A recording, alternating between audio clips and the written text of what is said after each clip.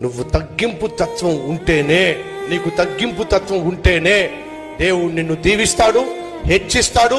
మర్చిపోతావు, Bible సెలవిస్తుంది ఏమని? ఘనతకు ముందు వినయము నడుస్తుంది, నాశనములకు ముందు గర్వం నడుస్తుంది. ఈరోజు మనలో ఎవరికైనా సరే పొగరబోతనం గాని, లెక్కలేనితనం గాని, గర్వంగా మాట్లాడడం గాని, బడాయికోరుతనం గాని ఒకవేళ నీ జీవితంలో ఉన్నట్లయితే నువ్వు బాగుపడవు, నువ్వు పైకి రావు. ఎలా చెప్తారు మీరు? ఎందుకు చెప్తున్నానంటే బైబిల్లో దేవుడు చెప్పాడు, తనను తాను తగ్గించుకుని వారిని దేవుడు ఏం చేస్తాడట? హెచ్చిస్తాడట.